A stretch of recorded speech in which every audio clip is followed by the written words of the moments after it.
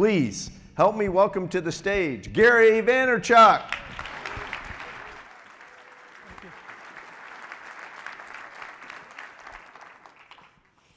Good afternoon.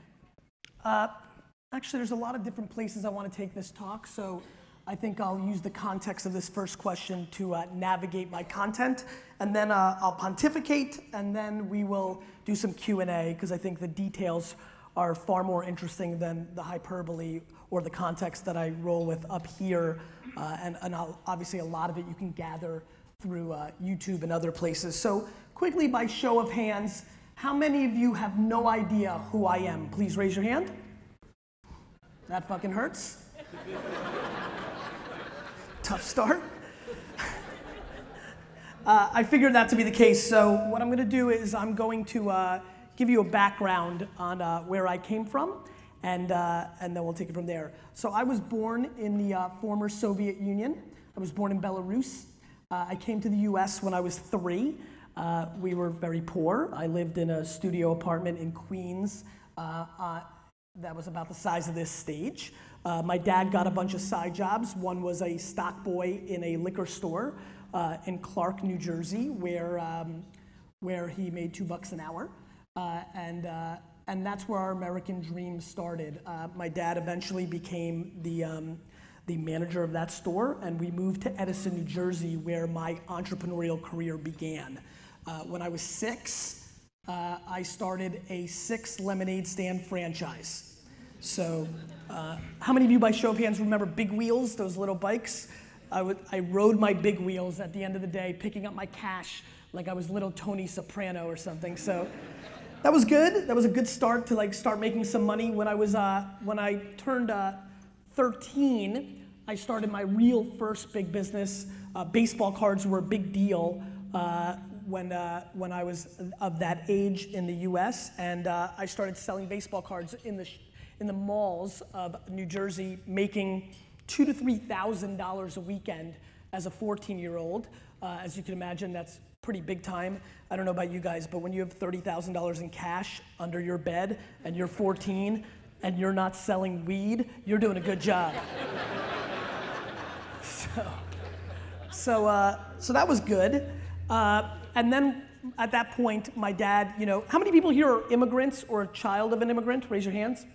Makes sense. So as you guys know intimately, when you're an immigrant, you don't spend any money on anything, and eventually you can buy your own business, and that's what my dad did. He eventually bought a small liquor store in Springfield, New Jersey, called Shoppers Discount Liquors, and when I turned 14, I had the privilege of going from making $1,000 a weekend to making $2 an hour, bagging ice for 15 hours a day. And I did that every weekend and every single summer vacation of my life for 2 years. I call those the dark ages.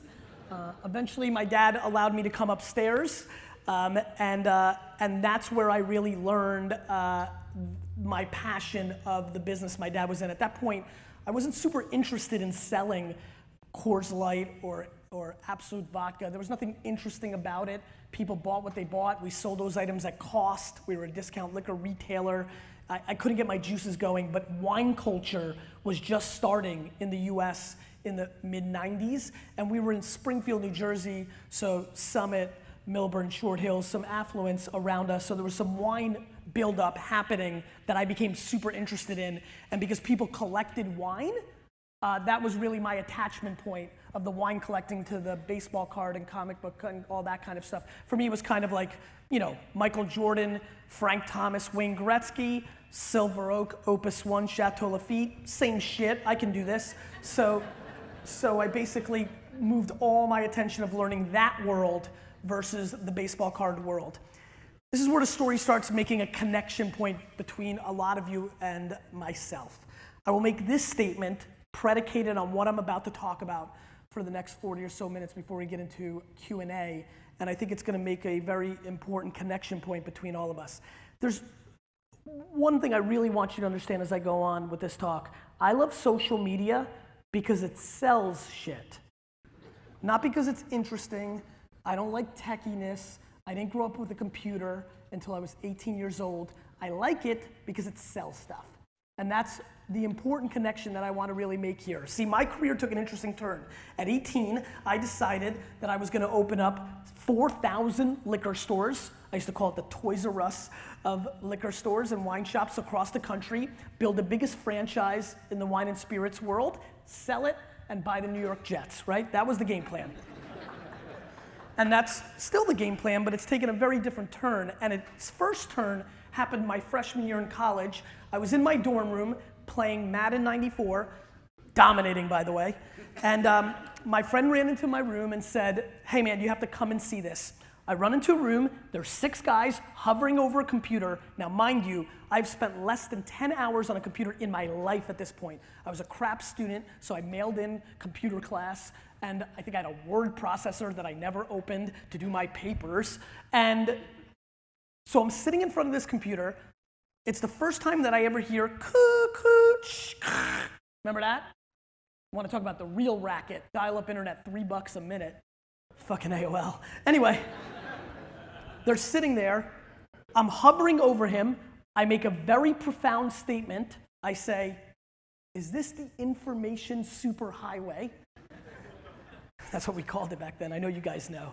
And there it was, the internet. I waited an hour and a half to my turn. Shows you how different the web was. Waited an hour and a half for my turn to navigate the web. And in the first 7 minutes, I landed on a baseball card bulletin board where people were selling baseball cards back and forth. And literally in that instance, I realized, holy crap, I do not need to open up 4,000 wine shops. I can use this thing to sell more wine. In 1996, about 18 months later, I launched the second e-commerce wine retail business in America called WineLibrary.com. In 1998, I took over operations for my dad's store. From 1996 to 1998, while still in school, the business ran. In the first year that we did WineLibrary.com, we did less than $5,000 in net sales on the website. Now, I don't know how many of you have a Soviet father, but Sasha Vaynerchuk wasn't super happy with the ROI on the $25,000 investment.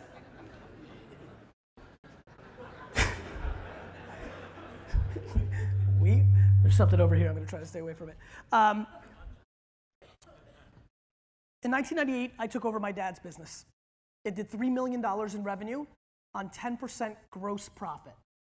So we're talking about $300,000 to the bottom line. Luckily, Sasha paid nobody, so we took a couple bucks home. From 1998 to 2003, in a 5-year window with no cash infusion, I grew that business from a $3 to a $60 million business. Right? So I sit in a room that I very much associate with. I live in Silicon Valley world, I live in Madison Avenue world, but this room is my favorite world. You guys are operators, you run your business. I can talk about anything you want. We can talk about Facebook and Twitter and all this stuff. There's one very simple basic thing. In a 60-month period, I grew a business from $3 to $60 million in revenue on one very simple fact that 99.9% of these businesses in this room do not follow, which is I operated and, more importantly, marketed in the year that I actually lived in. Let me explain. What I did, and it's a very simple thing, is I played the arbitrage of customer acquisition. And also, real quick, while I tell these stories, I recognize that this was a B2C business, and I also recognize there's a lot of B2B businesses in there. Just to give you context, I now currently run a 600-person social and digital agency that 4 years ago was 30 people, and I've grown the business from a $3 to a $65 million business in those 3.5 years. And we're going to do $100 million in revenue next year. It's a runway. It's a very simple blueprint, which is the following. There is always an arbitrage of where you could be marketing your business, whether in a B2B or a B2C environment. However, most people don't execute and market in the year that they actually live in. 99% of the businesses in this room are marketing like it's 2007, 2004, 2001, 1996. There's some fuckers in here from the 1980s. In that white space, I live. I live in the white space while everybody else debates the ROI of these new things. In 1996, that was email marketing. I had one of the first email newsletters going. How many people here in this room have ever been close enough, have ever run email marketing, or are close enough in your business right now where you understand your email marketing? Raise your hands. Higher, just for context, please. Great. Just for all of you that are close to it, in 1996, I had an email newsletter that had hundreds of thousands of people on it that had a 90+% open rate. Yeah, wow. Because in 1996, and you guys are old, so you fucking remember. I'm old too, I'm 39. I talk to a lot of kids, that's why I'm saying it. In 1996, how many people got on email in 1996? Raise your hand, just curious. You remember? Well, yeah, I know there's some nerds in here, relax. But in 1996, we read every goddamn email. It's what we did. It was new. I remember sending email because I couldn't believe it was free, and I didn't realize that it would be free forever. I literally was like, they're gonna charge for this shit because I'm never sending a letter again. How are they gonna subsidize those, costs? Government shit. But anyway, the bottom line is, very simply, that's what worked for me then. Having the first e-commerce wine business worked for me then. I sat in a room like this, New Jersey Chamber of Commerce, on Route 22 in Union, New Jersey, in 1996, telling everybody that I was gonna sell wine on the internet. I give my whole spiel. The opening question from somebody in the audience is, Gary, I'm very confused by this thing. Explain to me. So you're telling me at the wine library, which I know you're on Milburn Avenue, you're gonna take a bottle of wine and you're gonna stick it in a wire and it's gonna show up at somebody's house? This was literally the discussion in 1996 about internet. Everybody told me in 1996, 7, 8, 9, that people wouldn't buy stuff. First, people didn't think people would buy anything on the internet. Then it wasn't wine. By show of hands, and this is very important, I know a lot of you want to mail it in and head nod, and I just asked you a show of hands and you guys all bullshitted. I need high hands because I want everybody to see this.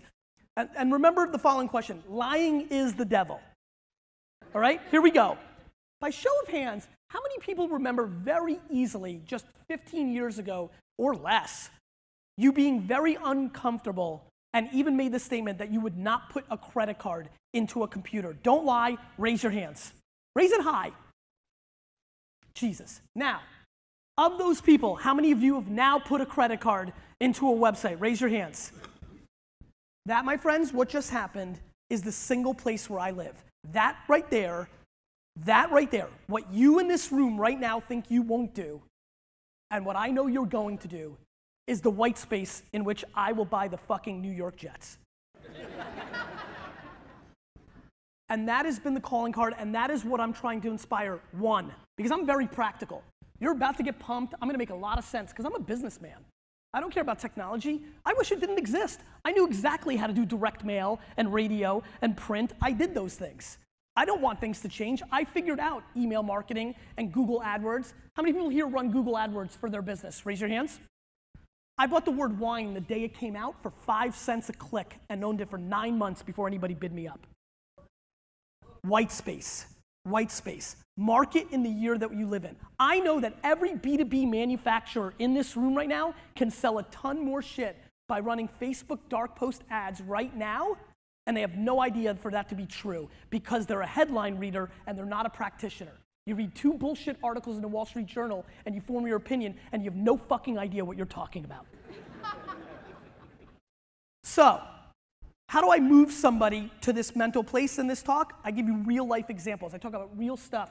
I also recognize that this is gonna be fun and cool and interesting and blah, blah, blah, and then next Thursday happens and you lose a deal or somebody quits and you go back to real life and you go on defense instead of offense. This, and kudos to you for getting out of the day-to-day operations, is where you need to go on the offense. But this is where you need to make religious beliefs instead of tactics. The reason most people don't win in these spaces is they're trying to win on tactics versus the religion. And here is the religion. My friends, we are living through right now the greatest shift in human communications since the printing press, and it's 5x the change of that. We are living right now through the biggest shift in the way that we communicate that we've ever seen. Guys, how many people in this room have sent an emoji via text in the last year? Raise your hands. Grown-ass 70-year-old dudes sending poop Grown-ass 70-year-old men sending poop via text on a phone. Think about that. Because here's what's happened. Here's what's happened. How many people here are lucky enough to have a 15 to 25-year-old child or grandchild in their lives? Raise your hands. This is going to be perfect. You guys remember 3 years ago when you had this awesome conversation? Hey, little Ricky. Hey, little Susie. I don't give a crap how you talk with your friends, but when your mother and father call, you pick up the damn phone. Remember that? Just curious. How'd that work out for you? I'll help you answer that question. There are grown-ass men in here who texted OMG and LOL today.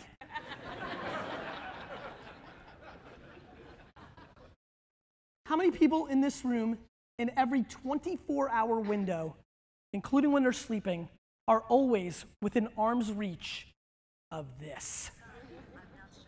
Raise your hands high. I want everybody to see it. Look at everybody hold it up. People in the front, hold it up. I see some hands that went down. Please, I just want everybody to see this. Every 24-hour window within arm's reach of this. My friends, this is the first, second, third, and fourth screen in people's lives. This is the most important thing in the world. This is the closest extension to your brain in the world. I would rather somebody roll up on me, stab me in the stomach, and steal my wallet than lose my phone.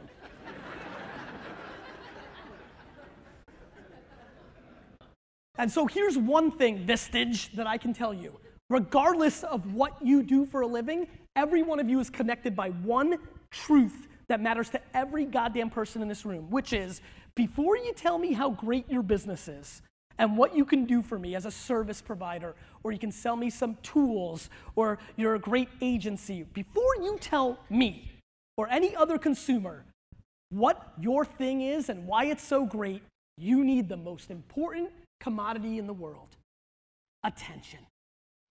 You need somebody's attention before you can tell them how good your thing is. And what we're doing now more than ever is wasting real big money as a collective industries on places where people are not paying attention to as much, and that is the rub. That is the opportunity. We are not spending our marketing and storytelling prowess where people are actually living in 2015, and we're spending on places that we've always done it, that we know is tried and true. It's how we've done it. We're being very romantic about how we get there, and that is the opportunity at hand. My friends, I run a big agency now: Pepsi, Unilever, GE, Toyota, big brands. The collective Fortune 500 industry is spending $80 billion producing television commercials and distributing them. By show of hands, how many people in this room, now when they watch their favorite TV show, take away sports, now when you watch your favorite television show, you watch it on your time, not when it actually airs. Netflix, HBO Go, DVR, you watch your favorite TV show on your time. Raise your hands high. Show me. Oh, weird. Everybody. This isn't the 14 to 23-year-old crowd. And if you're lucky enough that your remote control falls off your bed so you can't fast forward and a commercial actually comes, every person in this room grabs their phone and checks their email. Yet, we are spending $80 billion and you don't give a rat's ass that a Jeep is going up a hill, right? You don't care for shit. And we're throwing good money directly in the trash. How many people here can't wait to leave this great conference? How many people here can't wait to get home tonight from the Vistage conference and check their mail carefully and go through the billions of dollars that are spent on direct mail to sell you something? And what about outdoor media? Billions of dollars spent on billboards to sell us stuff. If you drive home from this conference, please look at 5, if you remember anything from this talk, go outside now when you go home and look at 5 people driving. I promise you, every passenger is looking at their phone. All attention that used to be there 10 years ago, that's gone. Shit, 3 out of the 5 drivers are looking at their phone. So people aren't looking at billboards, they're barely looking at the fucking road. As a matter of fact, since the first time since I was 16, I'm driving with both hands because I'm scared of you guys because you're literally looking at your phone at all times. And by the way, this is not a traditional versus digital thing. How many people here have clicked a banner ad in the last year? I mean, nobody does that. It's on the bottom left-hand corner of a website. Nobody wants that. Pre-roll videos that make you watch a video for 30 seconds that you have no interest in because you wanted to see something else. Not value, stealing from us. I made an early investment in a company called Uber. That's good. But I passed on Uber's angel round and left hundreds of millions of dollars on the table, which was a real miss for me. It's because I didn't understand what Uber was really selling the first time around when I passed. In the next round, I made a connection. My brother took the first Uber in New York City because we're very friendly with the founder and CEO, and we were testing it, and I realized, holy crap, Uber doesn't sell transportation. Uber sells time. My friends, we are living through a 24/7, 365 world. Everybody here is, how many people remember working pre-internet? Just raise your hands. That's right, you guys have real context. Remember, actually, even if you were a workaholic, you worked 9 to 8 p.m., at least the day was over? There's none of that anymore. We're all on 24/7, 365, which means time has become our #1 asset. We value it immensely. We will spend for it tremendously. And that is why Uber has won. As a matter of fact, how many people here have taken an Uber in New York City, tri-state area, while waiting for the Uber, have watched yellow cabs drive right by them? Literally, Uber sells the perception of time, and we go for it. This is important for you to think about the following. People that do sales in this room, a lot of people do sales. There's a big conversation between sales and marketing in my mind always, because they matter so much, and they both matter. And so many of these companies in this room in the market live on sales. And don't think enough about marketing, which then becomes a more lifetime value, higher level, can save you a lot of cost on sales. And more importantly, sales are changing. How many people in this room are willing to admit the following? This is intense. How many people are willing to admit the following? I need you here. How many people are now mad when another human being calls them? Raise your hand. Raise it high. I want everybody to see this. Raise it high. High. I want you guys to look around. Keep it up for a second. I see a lot of you dropping it because I think a lot of people don't understand this phenomenon that's happening. This is about 50% of the room. My friends, let me just say this one more time. I just asked a room full of 700 people, how many people were mad when any human being calls them? Ever. And they're mad. They're mad because they understand technology has gotten to a place where that doesn't have to be the case. They're mad because you could have texted me and I could get back to you on my time, not you bothering me on your time. Mom.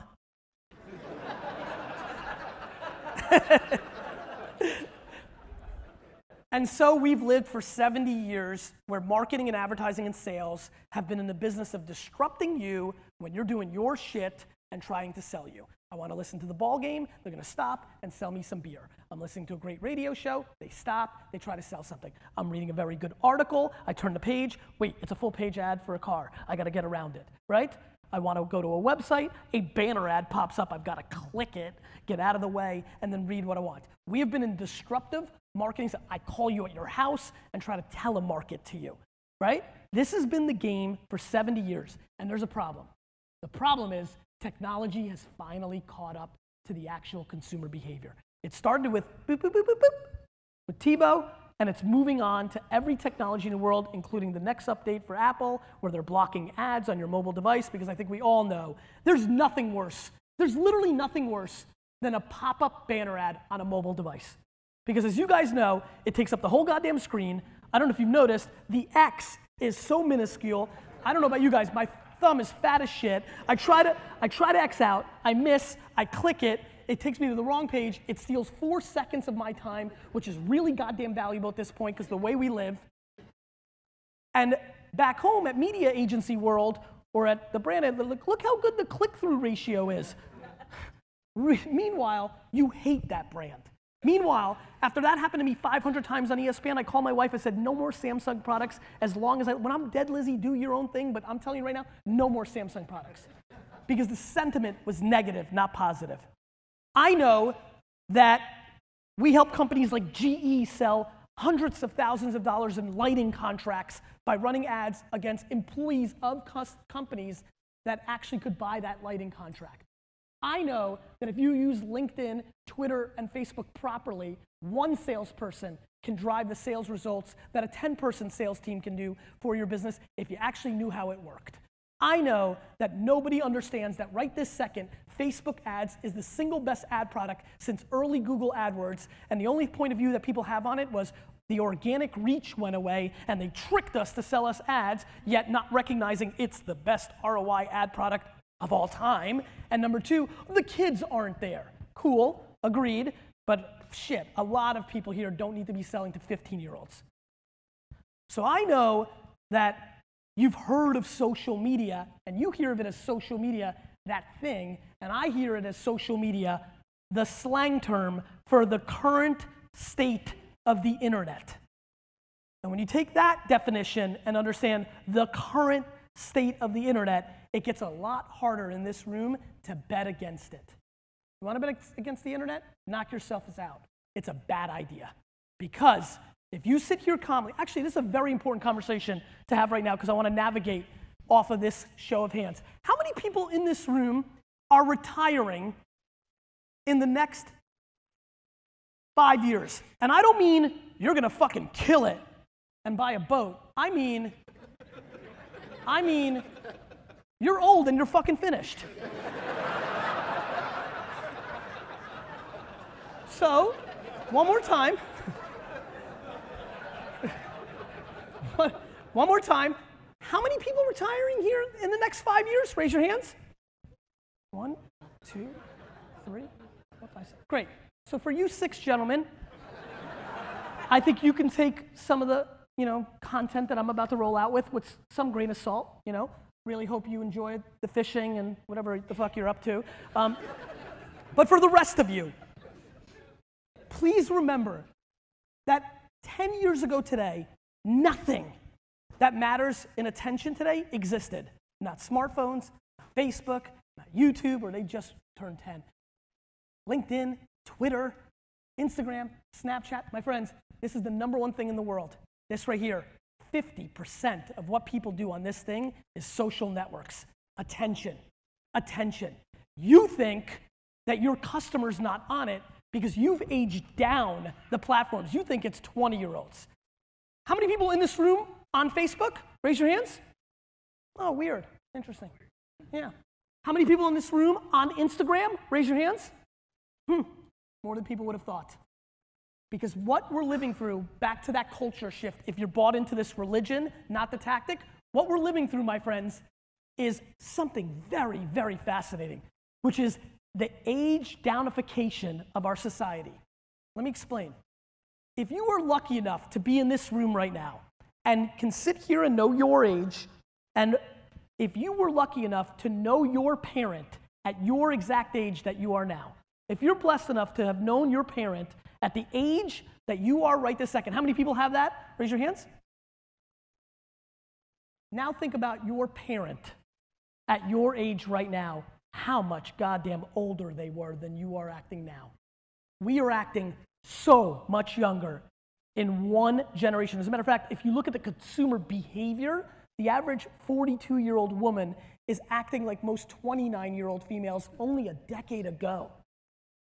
The #1 growth of selfies on Instagram is 40 to 50-year-old females. Cougar selfies. Cougar selfies.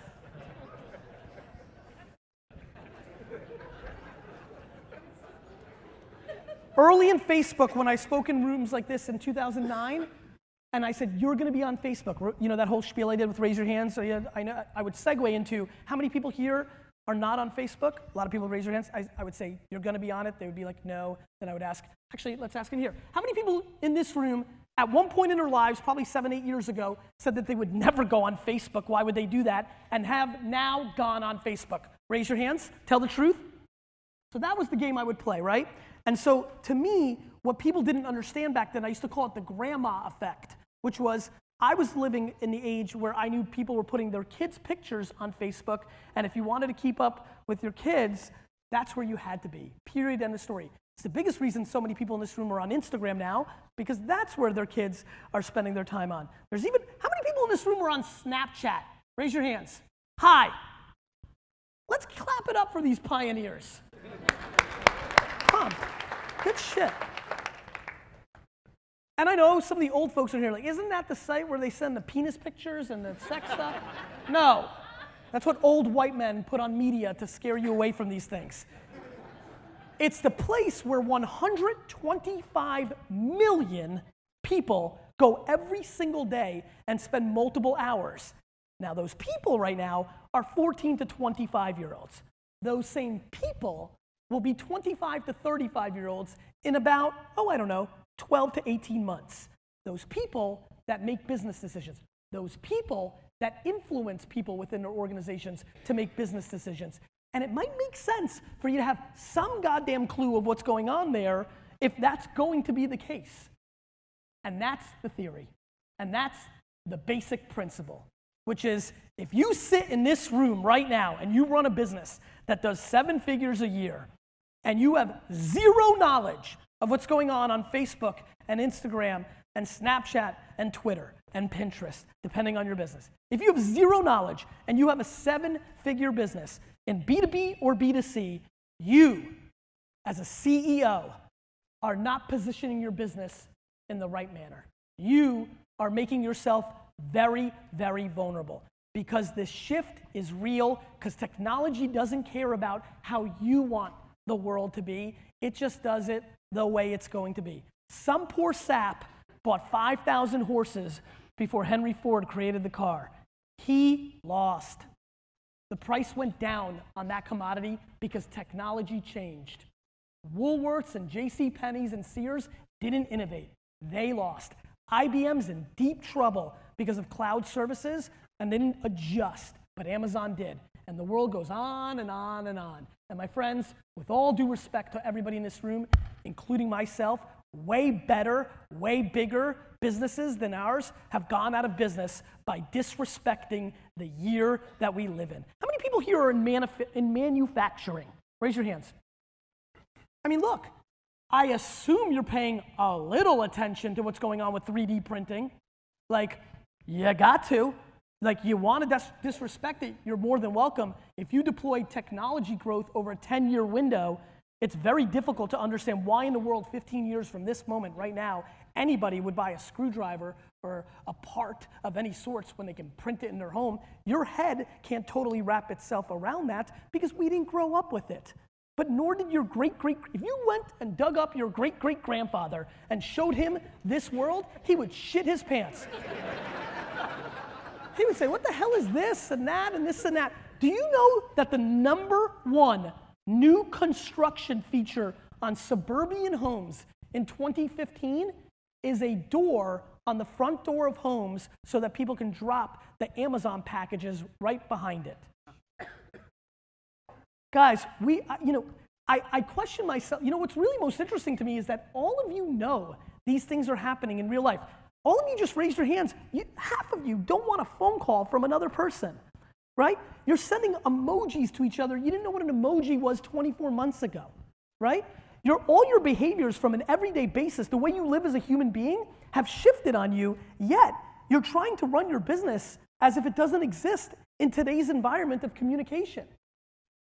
This is a major opportunity as it is a major risk. And you're more than welcome to put your head in the sand. And I'll tell you this, the #1 quickest way to go out of business is to be romantic about how you make your money.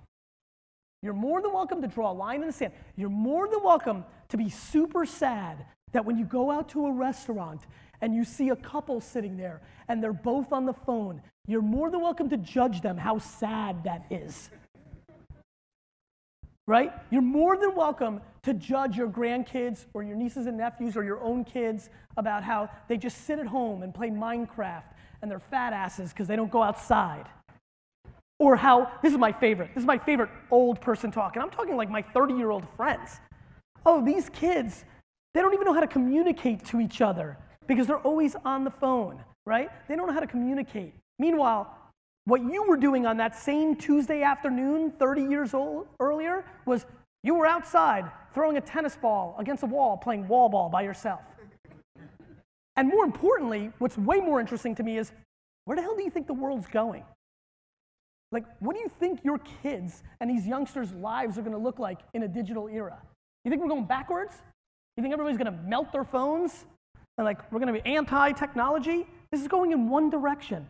And what I'm passionate about and what I have fear for is the level of disrespect for how big of a shift this really is and how intense it changes your industries. My friends, when I invested in Uber, I called my dad.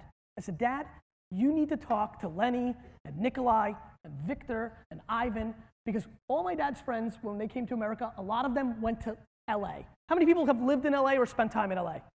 So as you guys probably know, if you've spent time there, every single black car in LA is driven by a Russian dude, right? So they set up shop there in the 70s and 80s. These are good guys. They're 62, 63 years old. They're my dad's friends. I called my dad and said, listen, this Uber thing is real. Because Uber, just for your own knowledge, it happened fast. It was very quickly like, holy crap, what the hell? San Francisco did more in the first 3 months than they projected for 2 years. So it was, you got something here, right? So I called my dad and said, look, Dad, these guys need to sell their business. My dad has seen me be right a lot. Sends me that way. These guys laughed me out of the phone. They said, let me get this straight, Gaddy. People are going to pick up people randomly in their cars through their phone? You're such a nice boy. Here's the interesting thing. In 36 months, and this is not a fun story to me. These are guys that came to America in the late 70s, worked as a cab driver for 7 or 8 years every day of their lives, built up money, bought their own cars and medallions, built a business, worked their asses off, have now just hit 62, 63, maybe bought a boat to go in the Riviera, finally ready to like cash in, either sell the business or have somebody else in the family run it, collect dividends, and literally their businesses are worth a quarter on the dollar in 36 months. I mean, do you think that the Hilton and the Marriott and Four Seasons 5 years ago, when they sat in a room, 5 years ago, sat in a room and said, okay, what's going to happen in hotel industry? What's the Westin? This is what they said. What's the Westin going to do? Hilton said, what do you think Marriott's going to do? Nobody in that fucking meeting raised their hands and says, you know, what I think is going to happen is a platform's going to come out where people put their apartments and homes on it and everybody just buys it off each other. I think they're going to call it Airbnb. Nobody said that. Nobody said that 5 years ago it didn't exist and that is now the disproportionate biggest hospitality company in the world. How many people in this room have used an Airbnb? Raise your hands. Raise your hands high. You know what? Raise your hands high for a second because I want everybody to see. I'll be honest with you, and I'm in this shit. This is what I do 24/7. Raise your hands. One more time. I apologize. I know I'm bothering you. That's a lot. I'm surprised. Fuck, wait a minute. How many people on Instagram? Raise your hands. All right, that's fucked up. We need more Instagram stuff. Like, that makes no sense on the ratio meter. Guys, almost half this room just raised their hand that they used an Airbnb. Every one of those dollars used to go to the Marriott and the Four Seasons and the Ritz and somebody else.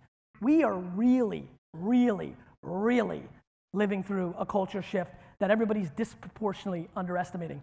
And let me tell you the quickest and easiest way for you to address it in your world. How many people here spend money on marketing in any shape or form? Raise your hands.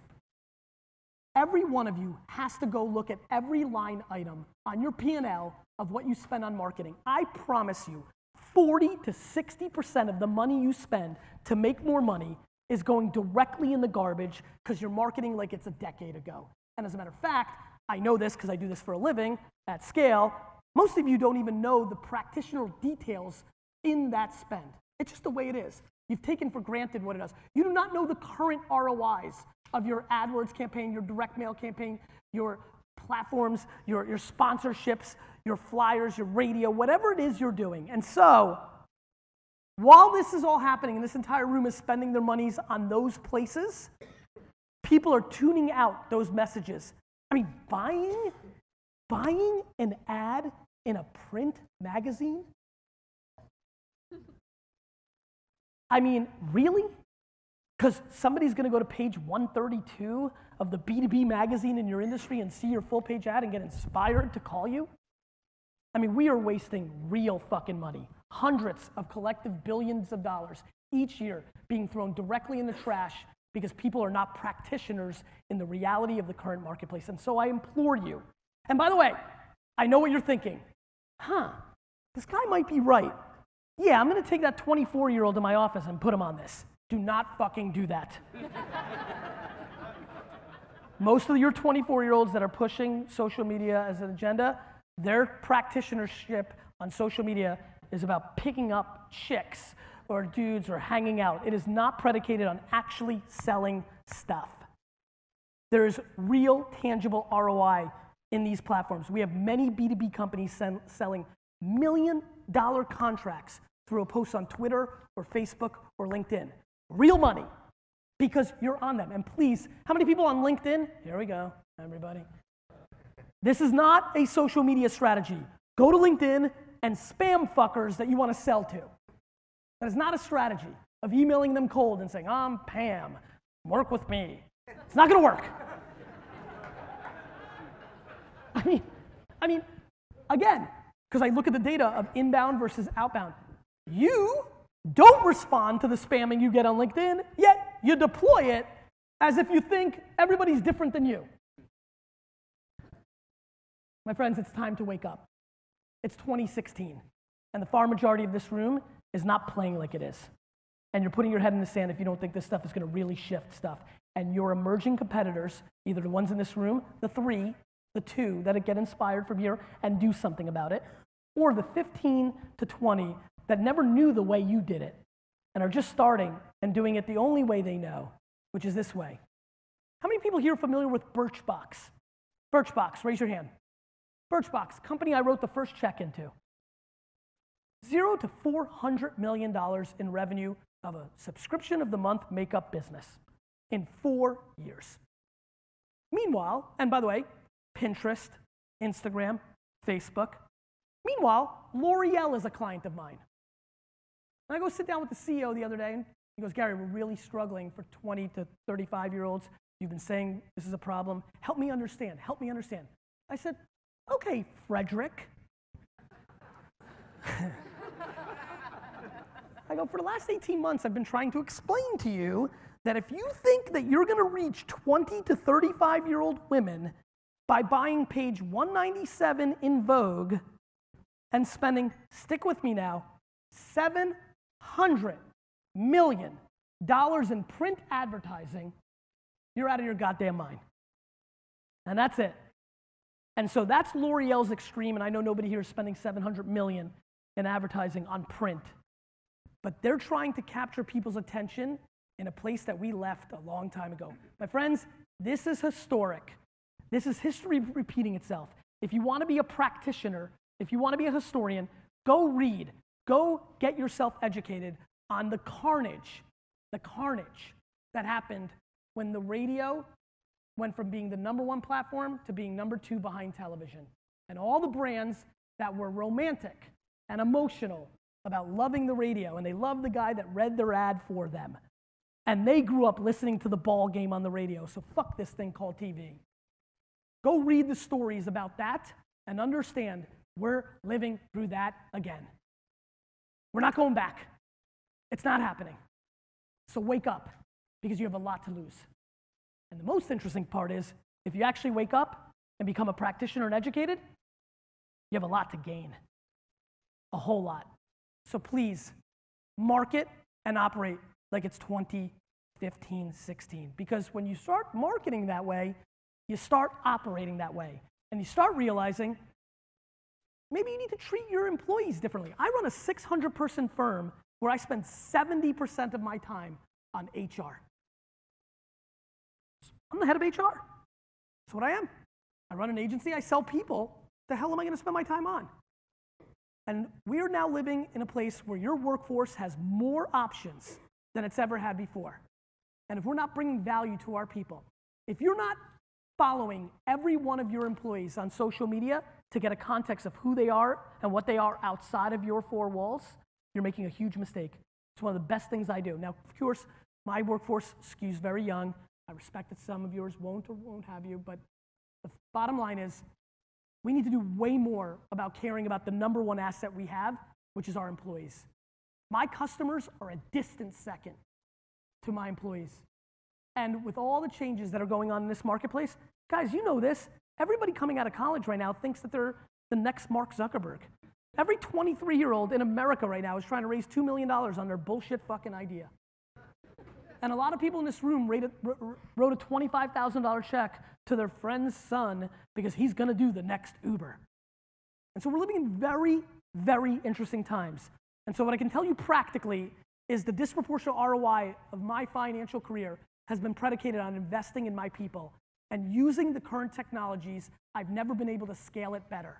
I have a better read and understanding of who they are and how they roll. And you start using these tools and this shift in so many different ways. I really, really implore you to take this seriously, because if you think a lot's changed in the last 10 years, wait till you see what happens in the next 10 years. Are you guys ready for smart pants? Because smartphones are here, right? We can all agree that got smart. Are you guys ready for smart pants? Let me tell you what smart pants are. You put your pants on in the morning. Cool. You're running through life. You're busy. You go to a fast food joint. You order a burger. You go to pay for it. Now with this on an everyday basis. So 5 years from now, paying with this. Wallet, no more. You go to pay for it. It declines. And your smart pants text you, stop eating burgers. Get a salad, fat ass.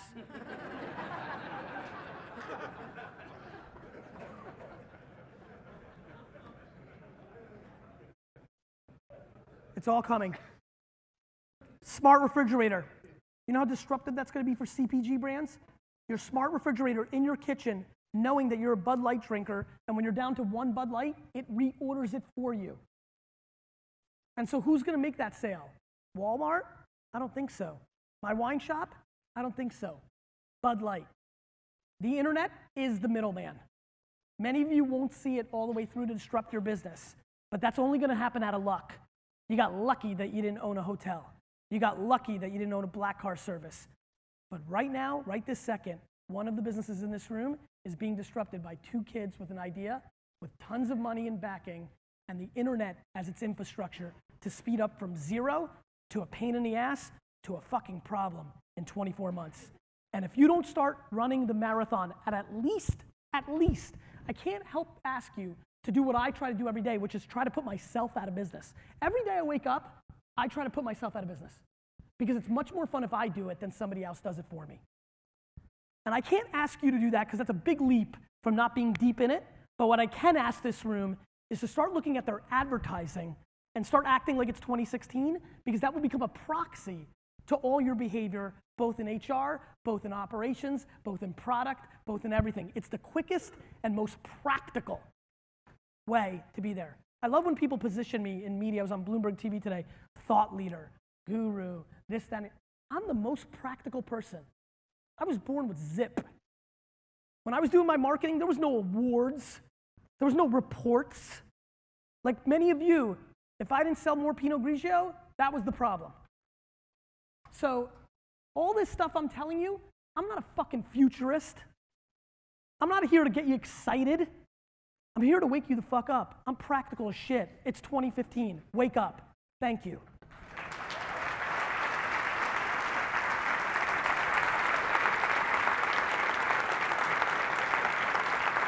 Thank you. Thank you. So look, that's great rah-rah, but I wanted to cut it short. I want to go deep into Q&A. Please come with Social Media 101, very practical stuff. Don't be shy. I got a list of a lot of the people that were in this room in the businesses. 99% of you suck shit. So nobody's going to be embarrassed. We're all in the same place. So who's got a question? Yes. What's your name, my man? Charles Bernard. Charles. CEO of Criteria for Success. We're a sales improvement company. Fantastic. And we meld training with a system for selling. And about a year ago, 12 months ago, I invested heavily, like way beyond what I thought I should or could, in social media marketing. In detail, what did you do? Do you know? Well, first thing I did is I hired a marketing manager. Yes. I spent a ton of time interviewing for the right person. I think I got the right person. Yes. All she does is badger me every single week. Yes. We should do this. We should buy this license. We should spend 12K on HubSpot. We should be. I'm like, oh my God, more money, more money. And it went. What resonated was the business about religion, because I really did honestly take a leap of faith. I was like, I don't see an ROI. You know. Yes. So you're not going to see an ROI. Yes. But we got 100 more followers this week. I'm like, where is that translating to money? Sure. What does that mean? Right, we're business people here. Who gives a fuck? Now it's 200 a week. Yeah. Now we're blowing away our visits goals, et cetera, et cetera. So my question really is... Did you sell anything more? Well, we've got a lot of people... No. Did you sell more shit? No. Right, because Not the yet. person you hired sucks shit. Well, that was my question. We're developing a lot of content. You know what happens? You hired somebody that's in the job of marketing for the sake of marketing. You just rattled off a bunch of marketing metrics. I don't give a... I have 1.2 million followers on Twitter. I don't give a fuck. I care about how many of them buy shit. When I go sell a book, I know that 100,000 of them are gonna buy. That's what I'm excited about. I know that the other 1.190 can create more word of mouth for more people that I can convert. She's rattling off, or he, I was trying to follow you, they're rattling off, they bought, right, HubSpot. I'm an advisor to HubSpot. It's a tool. Marketers love tools, right? Like you could give me the greatest screwdriver and saw. You know these things. If you're a good athlete at something, don't you love those people who buy the best, like tennis? I like playing tennis. I love my homies that buy fucking Nadal sneakers, fucking Joker pads, like they got the Federer racket, they got the headband and the wristband, they got all the fucking tools. They get in the court and they get smoked 6-love. That's what I'm worried about with marketers. They want all the tools, they want all the metrics, but they don't connect the pipes to make stuff sell. I am only a salesman. I can sell a lot of stuff for you because every one of my things is reverse engineering the sale, not the marketing jargon. That is my belief on your quick, listen, I have to really, somebody would have to audit it, but when I hear HubSpot and I hear how many followers and how much traffic, I get pissed because those are nice marketing proxies, but how many convert is what matters. Well, I will say we're getting more opportunities. So the question is, that was really my question, where do you see a trend? So I'm seeing a trend, right? We went from not getting any opportunities through social media. People are contacting us we never reached out to, don't know where they're coming from, visiting, asking for demos, doing a lot of stuff. So that sounds promising. It is. So we're getting... So wait a minute, did I pick on the wrong person? Is she getting us all the things we need, but you guys are fucking up the clothes? I just don't think it's happening fast enough. I mean, I feel bad now. Can you apologize for me? It sounds like everybody else's fucking shit. Well, we're developing amazing content. So my question really is it's not really, it's an observation. I'd be curious on your thoughts. Yep. We're generating, so what I've discovered in this year, which is a relatively short amount of time, I guess, because I've never done it before. Sure.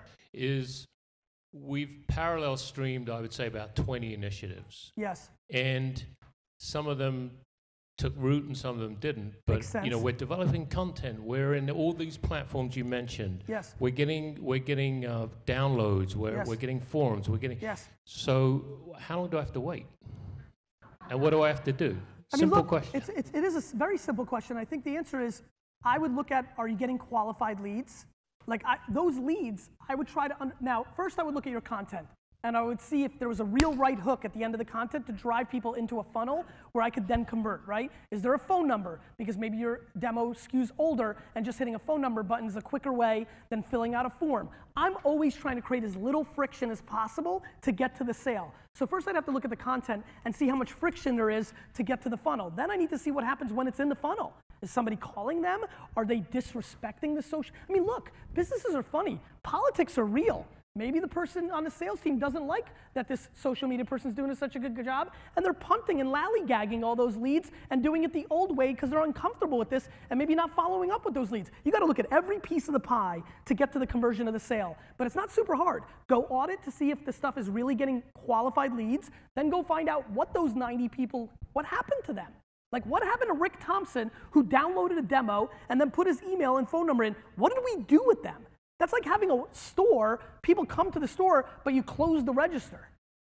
So I need to look at all the pieces of the funnel. It sounds like potentially there's some stuff brewing, but it seems like the organization, since it's so new, hasn't made the connection point from a lead to a sale. I mean, how long do you have to wait? You have to wait until you actually have the players in place to actually close it. You could have waited, it could have happened 7 months ago if all the pieces were talking to each other. Thank you. Yeah. Yes, sir. What's your name? Hi, how you doing? Brian Califano. Hey, Brian. Thank you. My question is this. Is his mic on? I want to make sure everybody hears it. Is it on now? There we go. Sorry.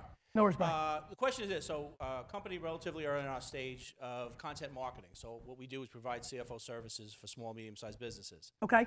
So the big question is, right now we have our own podcast Great. that we use to kind of get our content out there. Love So that. In terms of living in 2015, Yes. is that the right venue? I'm a big fan of podcasting. And what Now, about, what are you doing about getting people to listen to the podcast? well, we're trying to get interesting co-hosts that help us to And kind of- siphon their audience to be a proxy to get into there? in part of it is also to show that, whether what's hitting small and medium-sized businesses, whether it's a marketing issue, social networking, et cetera. Yep. So we try to make it interesting Yep. from the perspective of the entrepreneur. That's right. But is that a better way of doing things? Is that like a couple of years old, or should it be No, more about video, I wouldn't get Periscope? hung up on what's the hottest thing or marketing. Like, podcasting is an absolute tactic of 2015.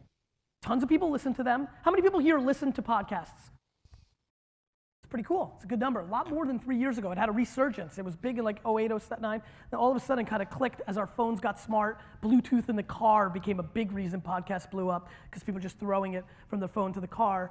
I think that's a great tactic. I'm a little worried about what you do to get people to listen to it. Too many people spend time of like, I made a podcast. Yeah.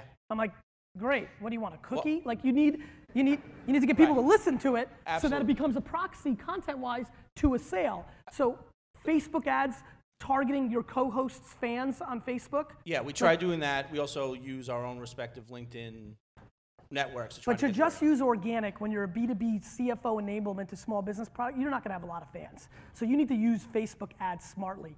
Employees of small businesses, so it shows up in their feed. What about Twitter ads or Twitter? I'm much higher. At this level, if people aren't hardcore, knowing that they're not going to spend a lot of money, I want every penny to count. Back to how I grew a $3 million business. The way I built Wine Library from 3 to 60 in 5 years, every penny was perfect. So Facebook is so disproportionately better than Twitter right now that I don't even want to have people go there. There's ways to do it. There's a whitelisting product I love where somebody says something nice about your business. You contact them. They Yes. give you permission to whitelist it. You can amplify their tweet in ads, which is great because it's third-party endorsement. So there's some tactics. But Facebook, employees of small businesses in New Jersey. I mean, what else do you fucking want? You're not wasting a penny on distribution. You're getting in front of exactly the right people. Then they press play, and now the content becomes the variable. If you're good, they stay, you can get them. If the show sucks, you're in trouble. Right. Okay. Thanks. And if you're free for a co-host, we'll love to have you on. Thank you, brother.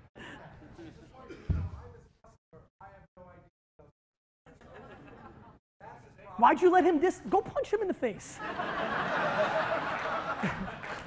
The customer, right? Fucking hate customers. Always right. It's awesome. By the way, to that point, what would you listen to from him? Do you read the email he sends? Cool. Have you sent an email that's hyping the podcast? Not directly. Well, that's fucking stupid. No, it's a fair point. When you have internal discussions, I mean, you don't want to sound like you're spamming or selling stuff. From that online to online. I respect that, but you're doing a free podcast for information to make clients smarter and better. Feels hard to, if you were charging $4.99 an episode, maybe he could look at it cynically, but if it's a free podcast that has some educational things that we think will matter to you, I don't see that as selling, I see that as providing value. Got it. How are you, my friend? Hi, What's your name? Mark Benhar, president of Benhar Office Interiors. We're an office furniture company here in New York. Love it. I thought you're great, by the way. Thank you. And I've been at 3 or 4 of these already. And By far the best talk, right? You're the best speaker. Yeah. But there's a lot of mid-sized businesses here, and I'm sure Yep. people are making efforts with social media, and everyone's an expert. I don't know who to listen to. That is a problem. And I have an internal It's a gold rush. Yeah, I have an internal marketing person. I have an SEO agency. I'm confused. Yeah. So what's the tidbit of advice It's a good tip too, Mark. You're gonna love this of the one. balance and how to do that? It's your business, right? Excuse me? It's your business. It's my business. Here's the tip. Get fucking educated. It's your business. Spend 50 hours, read a couple books. There's this crazy site called YouTube. It's free. You can watch videos. You have to be educated. It's no different than somebody standing up and saying, oh man, I'm getting really hosed by my CFO or finances because you weren't educated about your finances. Like, this is a core skill that's needed, and either you get lucky and somebody you trust with your life, because that's what your business is, you let them run it, or you get educated so that when you ask a question, your SEO firm is running most of its ads against your own company's name on Google. And so you're probably spending half your money on people that would have come to you anyway. Like, you need to become a practitioner. It's no different than being good enough to pick good furniture. If you were bad at that, your business would be over. I would deem, especially if you're selling B2B product, for you not to be a practitioner of how you're actually getting customers and leads in that environment is a vulnerability, right? I'm sure cataloging and phone calls, that's how you built it. Me too. The problem is you can save a lot of money away from that stuff if you've learned this. So go to Turks and Caicos for 4 days, take your laptop, use the Wi-Fi, read a couple books, watch 18 seminars, and get educated. And then have a smart conversation. I mean, it's so funny. All my friends ask me, they all have business, they're like, I don't get it. I'm like, then put in the work. Or don't, and let it be a vulnerability. You can roll the way you want to, but that is the answer. Yeah. I'm gonna go all the way over there. I'll bounce around. How are you? You get a mic. You can't hear me? Oh, I can hear you, bro. Okay. What's your name? John I was talking to the Greenhut. lovely lady who said, me? I said, no, you don't have a mic. Go ahead, Right. John Greenhut. First of all, I never really cursed, but that was fucking great. I'm glad I could inspire. You are the shit, man. It's really good. Now you're rolling. Keep going. Yeah. So just to simplify this, because it's a huge world out there in web marketing. Yes. I guess if I was going to ask you one simple question, what would be top 3 things on Facebook advertising or just Facebook marketing that you would suggest to everyone here? What do you do? What's your business, or what do you do for a living? I market nutritional supplements, skincare, teeth whitening products, TV, radio, online. Jesus Christ. Yeah. You can kill. Oh, really? You can literally think about this. So how do you keep the mic? How do you spend your money now? All 3. Infomercials? No, short form. Short form. Yeah. And what's the rest? Radio, television, internet marketing. And what's the internet? Basically SEM, Google Yeah. AdWords? No, we're Banner? again, I need to educate myself more. Respect. However, we're doing everything from blogging to, Yep.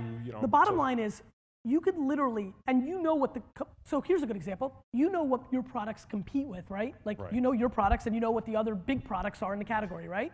Sure. You can literally market against people that are fans of that product and have your story, video or print, which is picture or video in Facebook, and people actually see it because it's in their stream.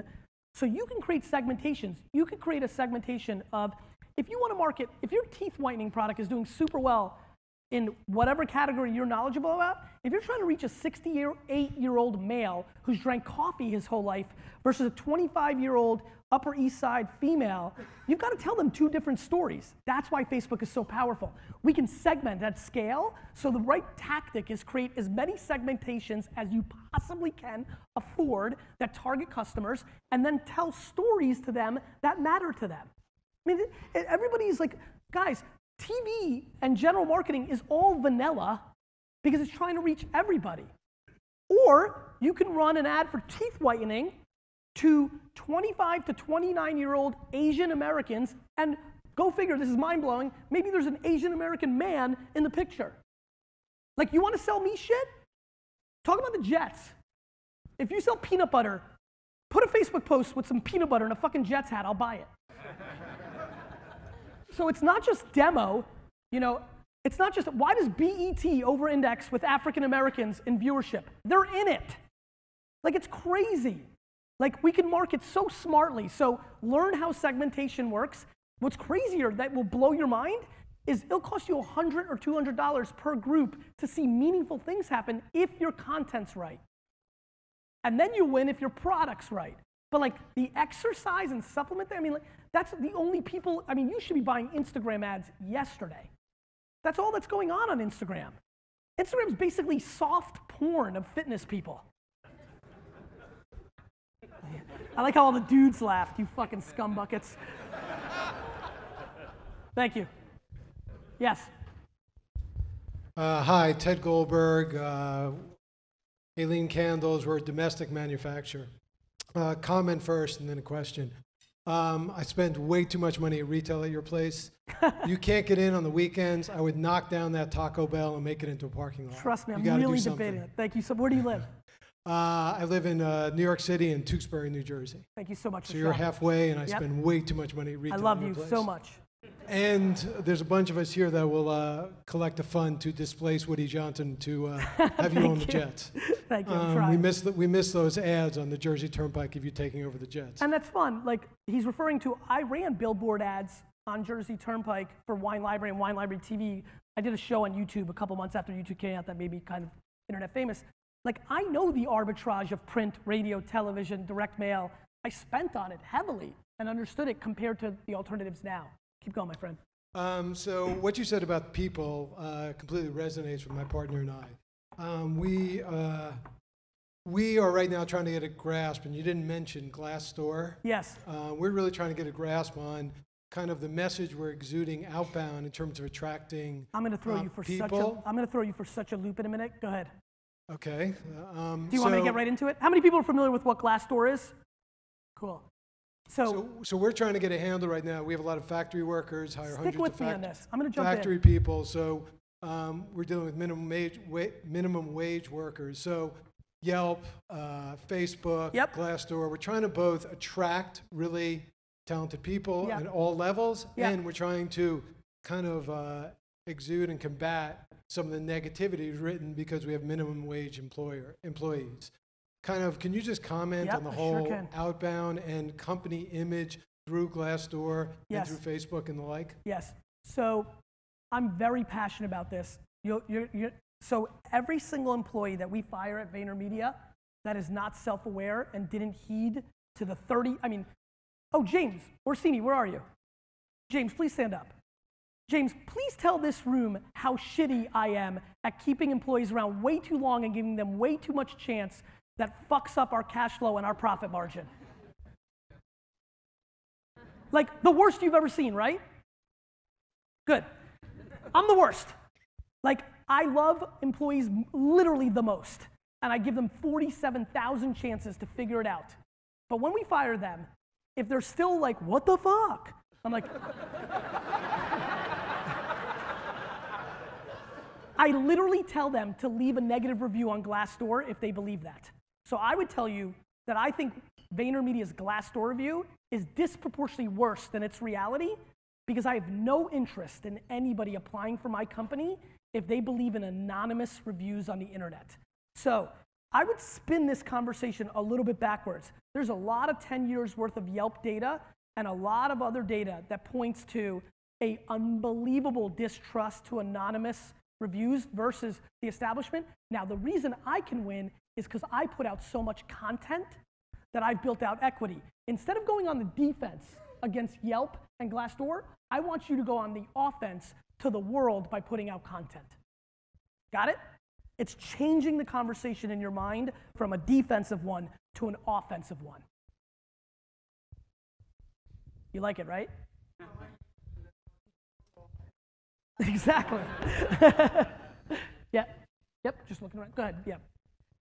Hi. Hey, darling. Deb DiGregorio, Camera. I've been marketing tech companies for over 30 years. Amazing. Nice to meet you. Right. Nice to meet you, too. Right down the road from you in Maplewood. We do Very business nice. strategy, marketing, and technology. Awesome. You talked about getting educated. Yep. So here's the shameless hussy plug. Do it. This is a book I just wrote. It's Yes. got 30 years of brilliance in it. Yes. Under 2 hour. Well, wait. Our You lessons think in it's it. brilliant, so let me be the judge of that. Sorry. Go ahead. Okay. Okay, you can be the judge. No, go ahead. Right? Go ahead. It's called Triumph Over Toothpicks, the essential guide to business in the digital age. You and I are very much on sync. So I'm going to answer your question before you even ask it. How am I selling it? First, standing up here shamelessly and hawking it to everybody in the room. Everybody respects it because we'd all do the And same. second, Facebook ads. Go figure. Go figure. And sending them direct to Amazon or Barnes & Noble, Yep. and especially Amazon, works great. So. Have you started trying it? Are you in? Is Instagram's still in beta, right? I think Instagram's going to open up.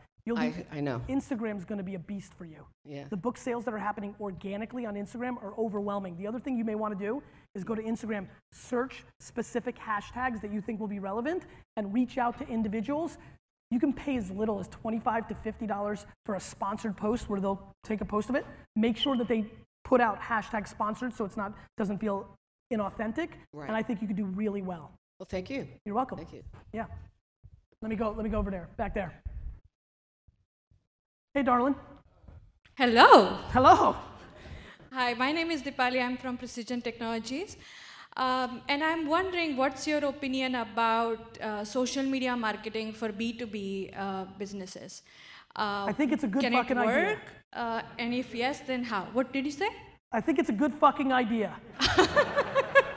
Yeah, because you said everybody has their smartphones or smart devices. What do you sell? IT staffing services. Great. Who do you sell to? CTOs, CIOs? Yes. Great. Make a video that the opening line says, does your CIO know? Make it 49 seconds. Don't talk about your product. Make it about the thesis of your world. Okay. Then deploy it against employees of the companies that you want to sell to.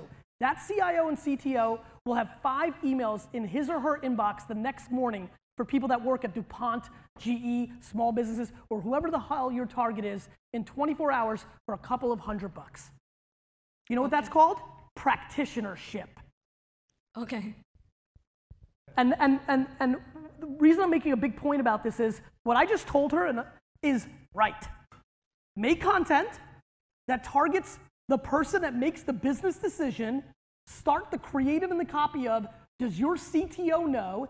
Then tell your story for a minute, and then deploy it for $100 against the employees of a company, which is one of the segmentations that you can run ads against in a Facebook world. It shows up in a feed. I go, hey, I work at this company. I don't know if Rick knows this. Share, send to Rick. Now Rick knows. 5 people tell him. He's curious. He comes into your funnel. That's a good idea. No shit. Thank you.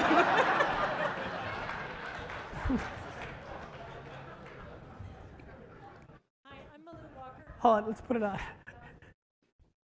Malou Walker, Can you check if her mic's on? Okay. There we is this go. Better? What's your name? Malou Walker. I'm How the are you? CEO of Matrix Initiatives. We're the company that makes and markets Zycam. Great. Take it to shorten the duration of a cold. I think we're also a client. So you've talked all today about outgoing messages and how we can place our messages going out. Yes. And we do a lot of that, and we do a lot of Facebook posts and the whole thing. But I'm also interested in, is there a technology or a process where we can get information in? So we do lots of traditional market research. Yes. You know, we do a lot. I personally, and a lot of people on my team, spend a lot of time just reading a lot. Yes. And paying attention to social media and just trying to understand our consumer. Yes. I'm far more interested in what my consumer is doing now and how she's segmented now, and how a big market research study could tell me how they're segmented, and understanding what the white space is. And is there an organized way we can pull that in through so you digital could do, means? Yeah, so what you're referring to, so first of all, this is a tremendous question, so thank you. There's unbelievable amounts of market research available for free now compared to paying Boston Consulting $1 million to tell you. So obviously, the lowest hanging fruit is Twitter search, right? So twitter.com/search and putting in keywords is stunning IP, right? Now there's listening tools, Radian6, Salesforce products, where you can pay a lot of money that scrapes big data and formulates it. I'm actually gonna throw you for a loop, and kind of similar to like reframing the question on the Glassdoor question. I get most of my market research by creating content that leads the conversation in the comment section to a question or insight that I'm looking forward to. See what I mean? So if you made content around what a mother does who has 2 children and works a full-time job, and then created a poll or let the sentence be finished by their comments, and then targeted women with 2 children that have professions, or your own CRM database, you can extract exactly what you're looking for when you present it in a way where it's content and fun and interesting and of value and lightweight. And that's one of my favorite ways to get consumer insights at scale, because then when I get a question organically that I like, I'll amplify it with ads to hit meaningful scale to really get a proxy and make sure I'm not just speaking within an echo chamber. And then there's the Radiant 6s and all those other listening tools that are out there that can give you that proxy as well. There's something called Ground Signal that I'm an investor in, that I'm obsessed with, that searches Instagram photos and comments, because that's a new place where a lot of millennial moms are spending their time. So I think, you know, there's some tools out there, as I'm sure you're probably aware. You can go freehand and use the new Facebook search and the really established, well-planted Twitter search, or you can start making content on your own platforms that leads them to the well of an insight, and then amplify it with smart targeted ads. You're welcome. Yo. Hi, Gary. I'm Peter Bell. I'm the president and CEO of Eden Autism Services, which is an agency down in Princeton, near Princeton University, but Princeton, New Jersey.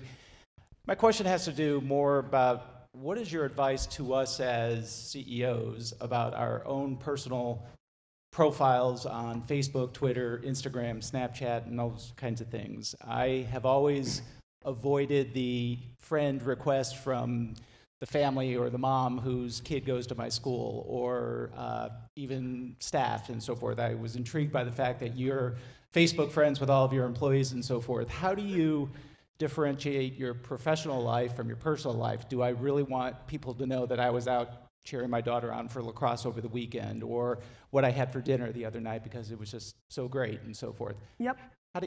How would you advise all of us to have kind of So first and foremost, on Facebook, if you want to create a public persona version of yourself, you can create a Facebook fan page and drive everybody towards there. You set an autoresponder on those requests on your personal Facebook page. Hold on to the mic for a second, because there might be a follow-up. And you could drive them there. The other thing is, you just may feel comfortable in showing that part of your life. I still think that people do business with people, and that if you both like root beer, or if you both like the Jets or things of that nature, that stuff matters. I don't think every CEO should be on. I remember there was a big trend in 2008-9 on Twitter. Every CEO needs to be on Twitter. I think that's a mistake, because I think a lot of CEOs are not cool and nice and interesting people, right? So like, if you know that you're introverted and don't like engaging with people, why put yourself in a place where you do that at scale? But I think it's an individual, at the end of the day, it's an individual decision. I think there's way more benefits. Nobody's making you post content, right? I'm stunningly out there. It's very difficult to find pictures of my 2 children because I've made that choice. I can text pictures to my mom, or you know what I mean? So I think it's a personal choice. I think most people are leaving a lot of upside on the table by closing it off, because there's a lot of other ways to communicate to the actual 6 people that you give a shit about than just Facebook. And so that's my answer. Thank you. I know I'm over, so that's that. Guys, thank you.